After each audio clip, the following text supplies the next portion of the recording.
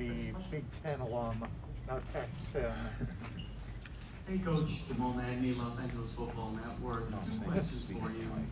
First, obviously the running game it's really excited for the young guys, you know. bread and butter of your system. I think that coming from Wisconsin, Big Ten football, I grew up around it. It was always cool to see, but like, I'm excited for the young guys to be able to compete in a league like that. There's competitive football everywhere we play, you know, and these guys are going to be able to showcase their talents from coast to coast. John, you guys have a little bit of turnover on the offensive line, a coach, 2 tackles. What's your assessment of how the offensive line is going to be this season? Yeah, I think it's a seamless transition, honestly. Coach Drev was actually with us last year. He was an assistant, so he knows all the guys that have been here before. And then we brought in a lot of transfers. A lot of people have played a lot of snaps at different schools. And then we have a lot of people who are young and ready to compete.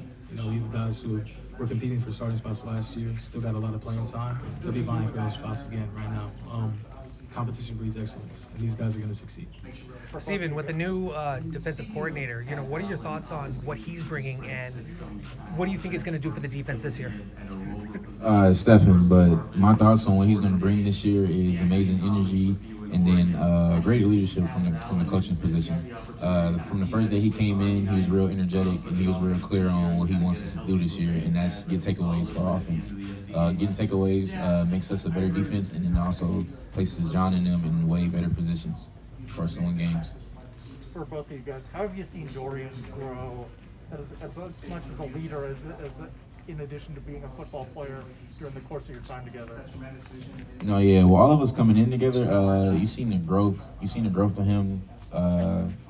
You've seen his growth rise to just another level. As we started off in our earlier years here, you can see that he was young, and we all made mistakes. But as we started to grow, he's then got mentally tougher and physically tougher.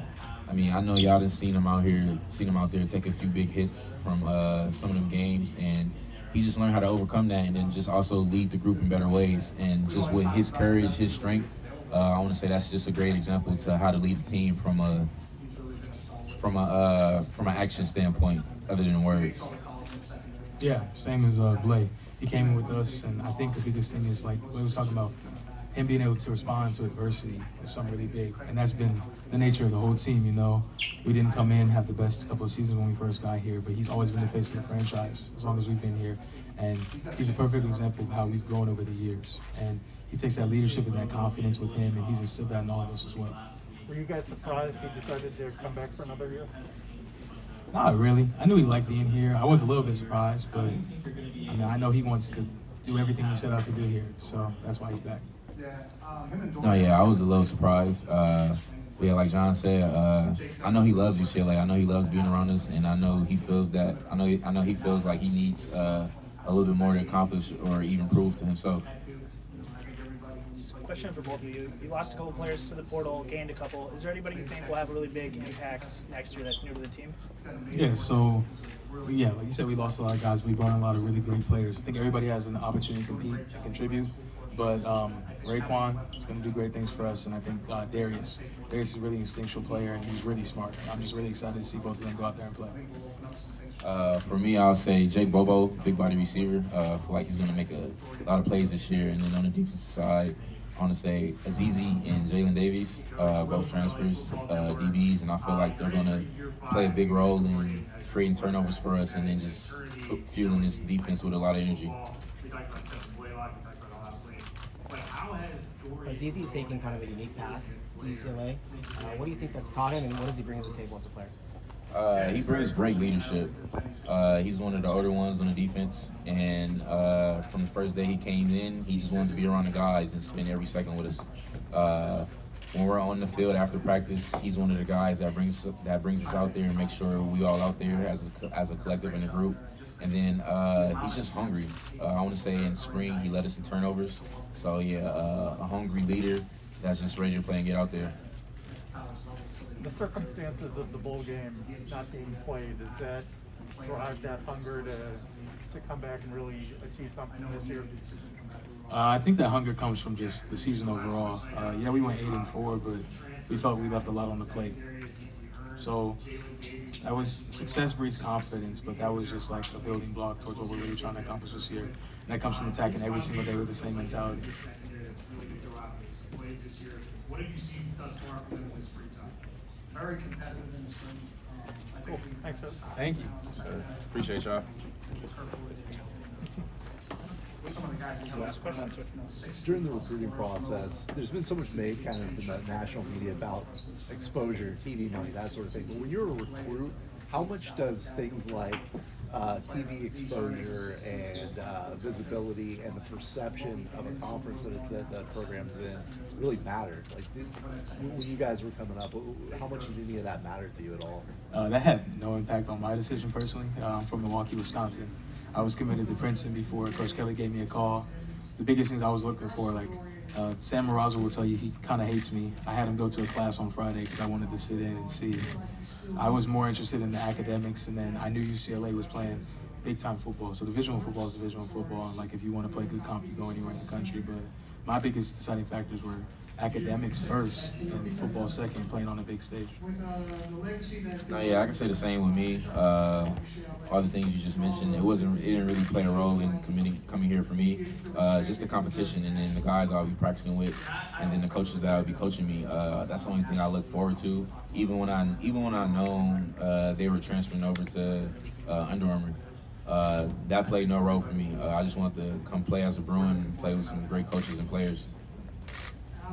Cal and UCLA have been playing since 1933. You guys have any thoughts about maybe losing that, historic rivalry? No, yeah, it's a tough one.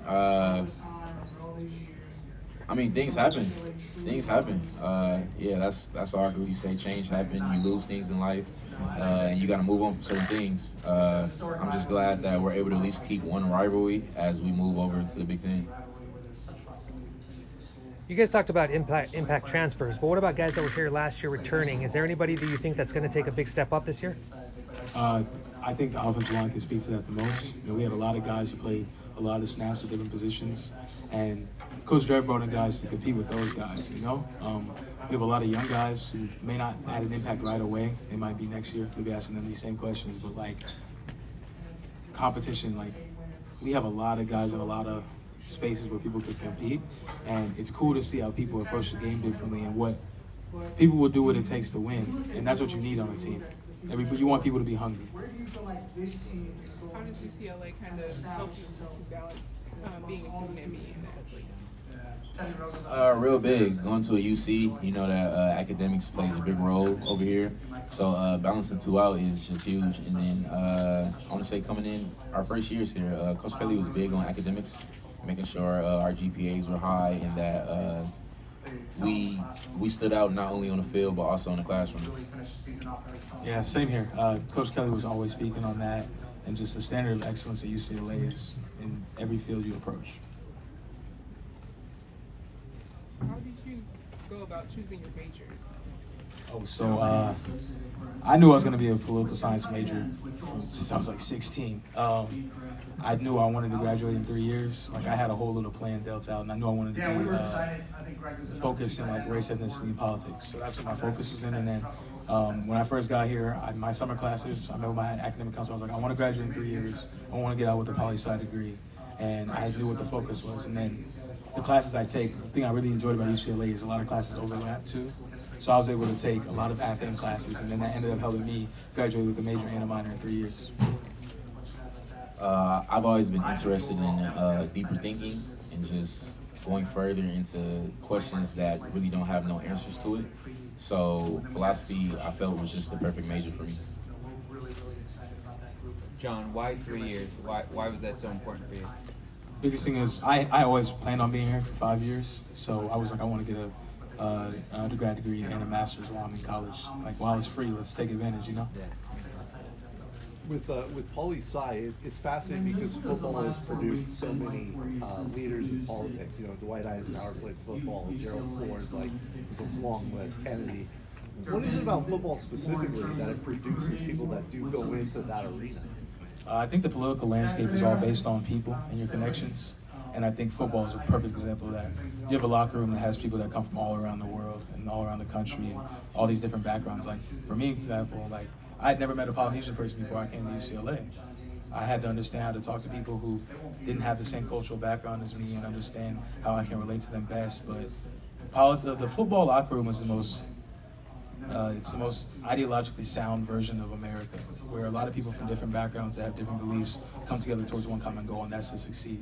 What's been a favorite class of yours? Black horror class with Professor Du.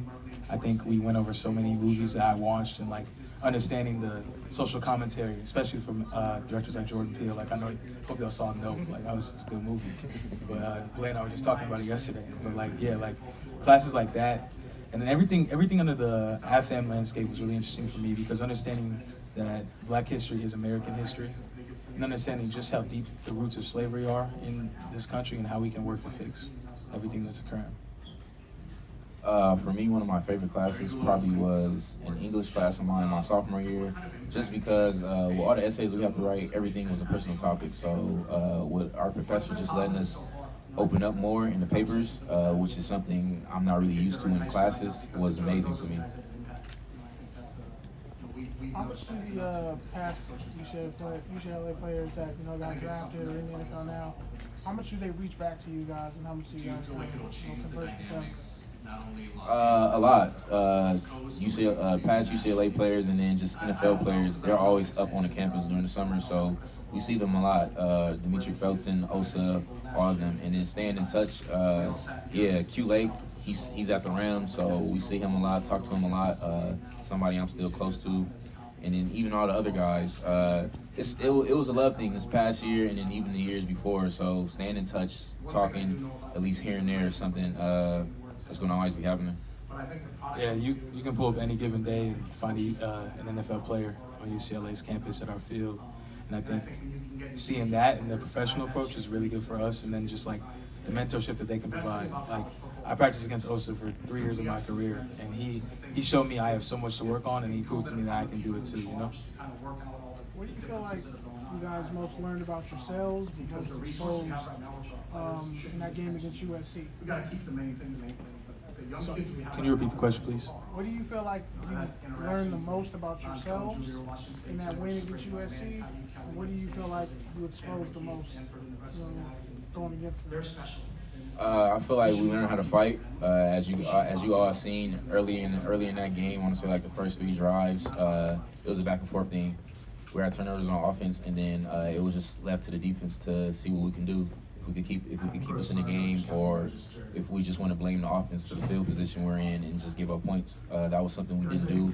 We stuck alone. We fought and made sure that if anything, we was going to create a turnover or at least give up 3 points. And at the end of the day, it worked out. And then some things to learn. It's just don't take your foot off their neck.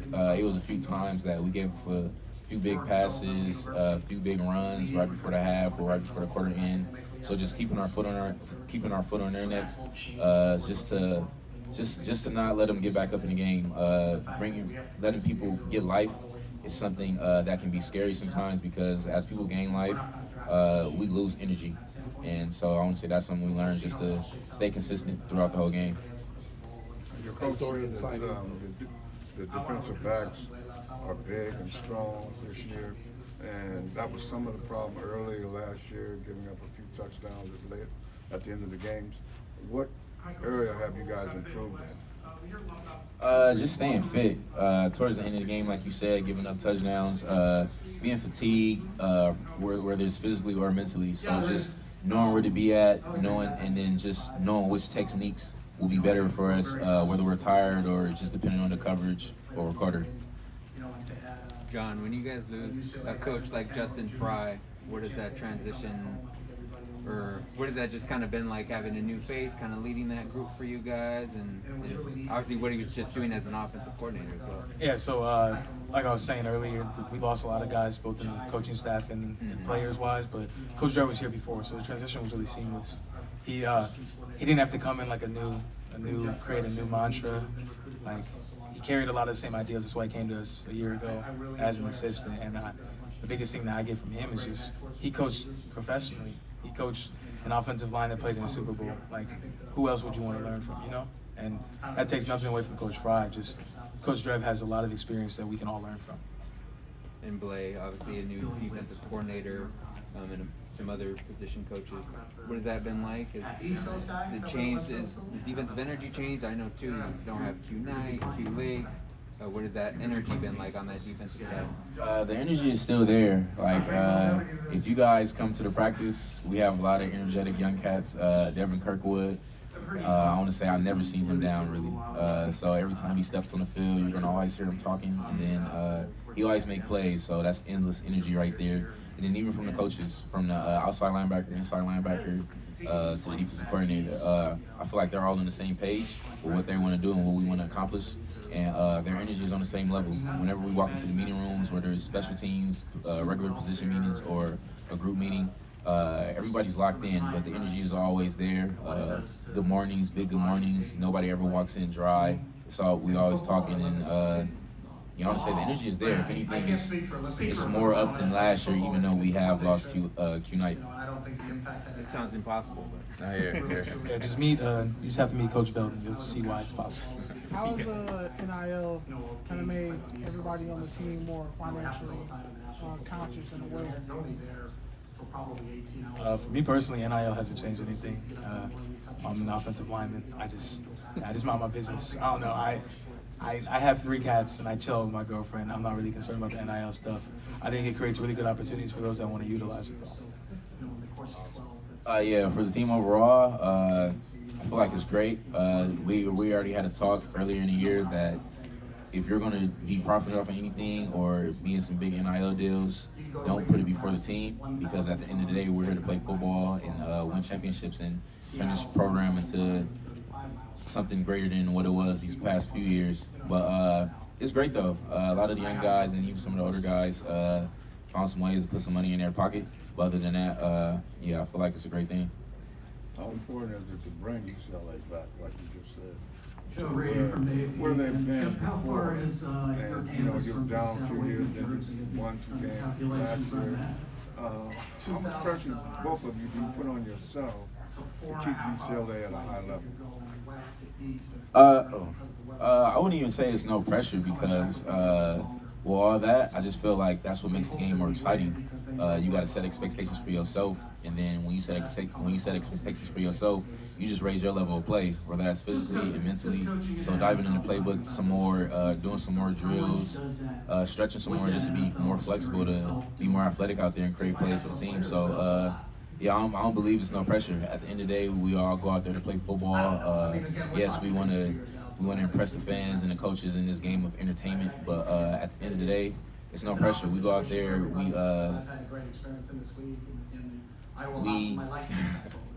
go out there and we play ball, but at the end of the day, we do want to be great and bring this team and this program to be something greater than it was before, and we do that just by playing ball, being ourselves, not making the game bigger than what it is.